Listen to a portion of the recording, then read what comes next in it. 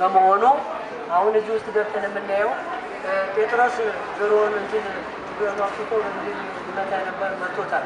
ጆሮውን ሲቆርጥ አስገባ ብሎ ጌታ ተቆጥቶ እንትን ያለው እሱ እዛ ጋር ታይታላችሁ። እዛ መነጋገር ስለማይቻል እዚህ መከርሳቸው ያ በካቶሊኮች ስርዓት ነው። በእኛ ስርዓት ደግሞ እዚህ ስንወጣ የድንጋዩ ስር ላይ እየጸለየ ወድቆ ራሱን ጌታ ሆይ አባት ሆይ ይህች ጽዋ በእኔ ፈቃድ ሳይሆን ባንተ ትለፍ ብሎ የሚለበት ቦታ ነው። ከዛ በኋላ ሲወጣ ይሁዳ አገኘው፣ ስሙ ያስያዘው እዛ በሩ ጋር ነው። በሩ ይህ ቦታ ምንድን ነው የተባላችሁ? አምላካችን መድኃኔዓለም ክርስቶስን የታሰረበት የተገረፈበት ጸፍጸፈ በድንጋይ ላይ በተጠረበ ድንጋይ ላይ ራቁትን አውጥተው የገረፉበት ቅዱስ ስፍራ ነው። የታሰረበትን እዚህ ቦታ ላይ ነው። የረገጡ እግሮች አማሩ ናቸው። የተመላለሱ እጆች አማሩ ናቸው። ንዑዳን ክቡራን ናቸው።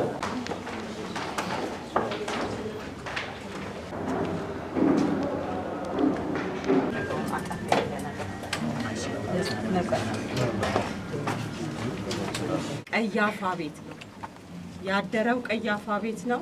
ከቀያፋ ወደ ጲላጦስ አመጡት።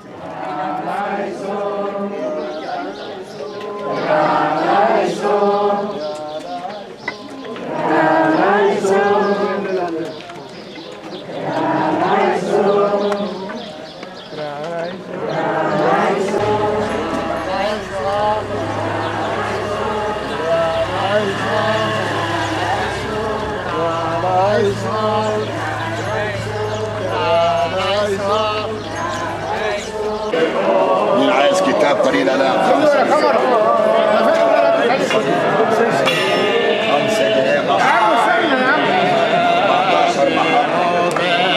يا جنابي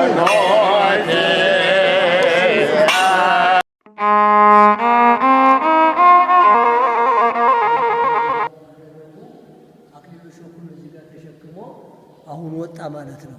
ምዕራፍ 1 ምዕራፍ 2 አይደል? ምዕራፍ 1 የጲላጦስ አደባባይ የታሰረበትና መስቀሉን ተሸክመበት ምዕራፍ 2 አንድ ላይ ነው። ከመንገድ ላይ ሲወርቅ እንግዲህ ደግሞ 3 እያለ 4 እያለ 5 እያለ ይሄዳል ማለት ነው።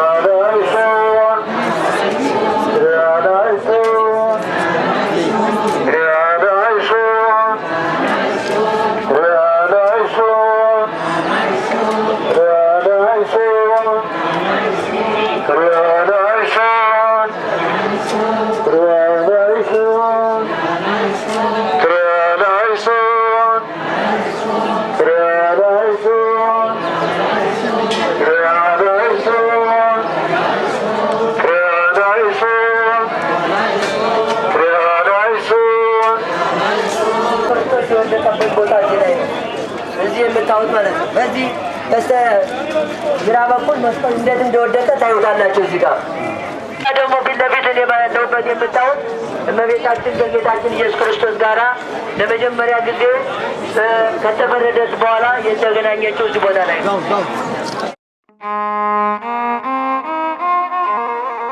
የምታዩት ፊት ለፊት ጌታ ኢየሱስ ክርስቶስ በመዳፍ እጁ የወደቀበትን የተለየበት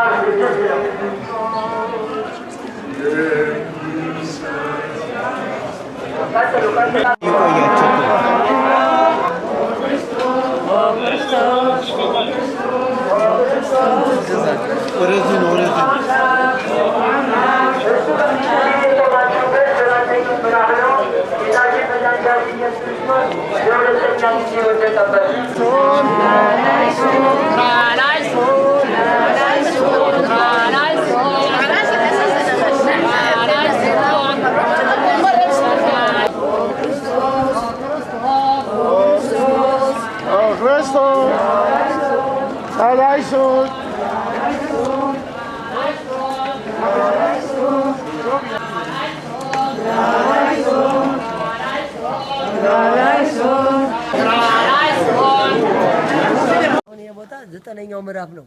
ዘጠነኛው ምዕራፍ ምን የሆነበት ነው? ለሶስት ጊዜ የወደቀበት ነው። ከዚህ በኋላ ወደ ውስጥ ያሉት አራቱ ምዕራፎች ወደ ውስጥ ነው ያለቁት። ይሄ ውስጥ እንግዲህ የምታየው ኩይሳ ቤት በ21ኛው ክፍለ ዘመን የሚኖርበት አይደል። ዘጠነኛው ምዕራፍ ድረስ ነው።